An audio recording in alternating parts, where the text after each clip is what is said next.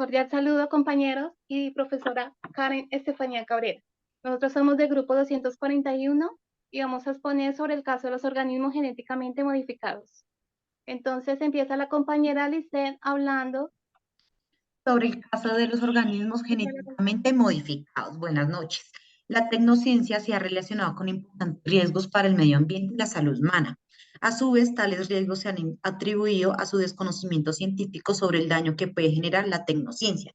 En este artículo argumentamos que en lugar de asociarse a la falta de conocimiento, otra fuente de riesgo puede prevenir de una simplificación de los elementos complejos del conocimiento científico, así considerando el caso de los organismos genéticamente modificados.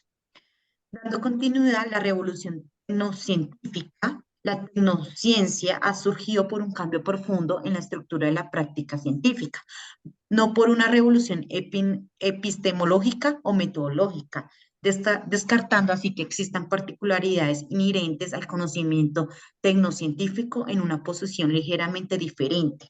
Propone Pestre 2005, que aunque sin analizar la profundidad que la tecnociencia presenta una versión particular de la ciencia, una visión reduccionista que involucra la marginación de saberes, así pues este trabajo nos centraremos en este contrapunto buscando reconocer características distintivas de la dimensión epistémica de la tecnociencia y algunos de sus principales consecuencias. Los efectos de la tecnociencia han sido abordados desde numerosos ámbitos, principalmente por los riesgos que pueden estar asociados. En efecto, la manipulación de la naturaleza a veces puede traer acelerados ciertos accidentes, pero nuestra experiencia indica que los propios tecnocientíficos involucran una magnitud jamás vista. Así pues, se han indicado que los accidentes de la tecnociencia encadenan fenómenos naturales con acciones tecnológicas con consecuencias impredecibles y muchas veces catastróficas. Le doy la palabra a mi compañera Sandra. Buenas noches. La genética molecular y organismos genéticamente modificados, aspectos tecnológicos con grandes efectos, tanto sociales como ambientales, han sido la genética molecular, dada su capacidad de modificación del ADN a través de la ingeniería genética. Es un campo de saber que se remonta a la década de 1940, ya con fuertes vínculos empresariales. Desde los años 70 se encuentra marcada por la elaboración de tecnologías asociadas a la secuenciación de manipulación del ADN, conocimiento científico. Son los organismos genéticamente modificados de uso agrícola de enorme impacto a nivel global, pero también a escala regional y local. Dichos organismos son plantas a las cuales se les ha agregado uno o más genes con el objetivo de agregar algunas características adicionales a dichas plantas bajo la búsqueda final de aumentar la productividad. El ejemplo de organismo genéticamente modificado, la agricultura ha presentado objeciones y resistencias en todo el mundo y particularmente en nuestro país, donde comunidades de diferentes territorios y diferentes formas de organización políticas y sociales han presentado oposición a su uso. La comunidad científica ha surgido voces que cuestionan ciertos supuestos epistémicos empleados con los emprendimientos biotecnológicos. En el caso de proyectos Genoma Humano, numerosos científicos han salido a negar las bases teóricas en las que se sustentan las promesas vinculadas a la secuenciación del genoma humano. Generación y validación del organismos genéticamente modificados. Son las similitudes y diferencias entre la perspectiva de la genética molecular disciplinar y la genética asociada de organismos genética molecular de uso agrícola. Le doy la palabra a mi compañera Joana. Gracias, compañera Sandra. Entonces, siguiendo con la presentación, le voy a hablar sobre las nociones de gen y otras entidades de la genética molecular P y D. En la ciencia suele presentar una visión monolítica, de modo en que se describen ciertas entidades. Con frecuencia se reconocen importantes diversidades en el modo de entender ciertos términos claves. Aún al seno de una misma área específica, las características no solo establecen diversos modos de uso, sino que suelen tener consecuencias significativas en el ámbito epistémico. Una de las nociones que ha mostrado mayor polisemia en la biología es justamente el agen. Según Lenin Motz, de 2004, el autor distingue dos nociones de gen.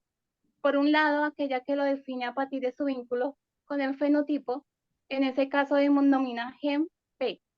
Puede ser identificado a partir de las locuciones de tipo gen de o gen para un determinado fenotipo, por ejemplo, gen de semilla amarilla. En esta definición, se asume que el gen presenta alguna relación de tipo causal directa en la presencia o ausencia de un determinado.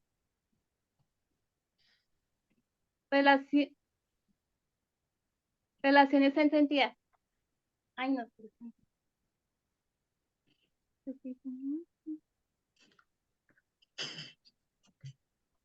Ay, se me perdió.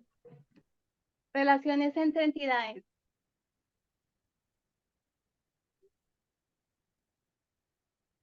Relaciones entre entidades, la pregunta por la linealidad son unos escenarios de líneas y deterministas. Se buscan elementos que complejizan a los que denominaremos factores complejizantes. Estos factores son procesos, mecanismos, características biológicas que impiden considerar una relación entre los genes, el ARN, las proteínas y el fenotipo. El ADN se obtiene linealmente de las moléculas de ARN y otro tanto para las proteínas. Según Portin en 1993, Neumann Hell 1999. Tal conceptualización proviene de la formulación del dogma central de la biología molecular, Crick en 1958, en el cual se establece la dirección del flujo de información genética del ADN a las proteínas, mediado por la molécula del ARN. El dogma central, la información genética, fluye en una sola dirección del ARN y ARN, de este a la proteína o de este directamente a la proteína en sí. Por ejemplo, se reconocen numerosos tipos de modificaciones de las proteínas como el ARN, que determina generando proteínas con diferentes funciones. Por ejemplo, organismos genéticamente modificados. Aquí tenemos una mazorca que fue modificada genéticamente. También una vaca, unos hongos y por supuesto una célula que tenemos acá.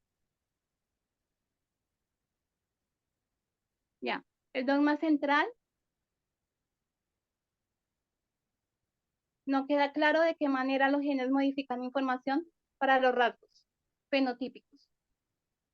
Dado que el dogma no propone mecanismos de transmisión de información desde las proteínas hasta el fenotipo. El fenotipo de un organismo es efectivamente el conjunto de proteínas. En consecuencia, las investigaciones en biología sobre el desarrollo han demostrado que la biología evolutiva y las diferentes ecologías para poder dar cuenta de la embriogénesis adecuadamente. A su vez, los mismos genotipos pueden dar lugar a formas diferentes, tales como es presentado por el concepto de plasticidad genotípica. Según West Everhart en 1989, Chiritin y Fury en 1998, Lewontin 2000. El dogma central tiene numerosas excepciones, por ejemplo, los retrovirus que utilizan una transcripción inversa. Para la construcción del ADN a partir del ARN, en general no todos los genes consiguen expresar todo el camino. Para la construcción de las proteínas, algunos ARN tienen otras tareas que hacer, como el ARN ribosomal y los ARN encargados de tareas específicas en la célula. Aquí tenemos un ejemplo donde el ARN hace una replicación, después una transcripción a ARN y lo traduce en proteínas. Y eso se produce el dogma central de la biología molecular. ¿Ya? Ya, muchísimas gracias por su atención. Muchas gracias. Muchas Gracias. gracias, compañero. Eso sería todo.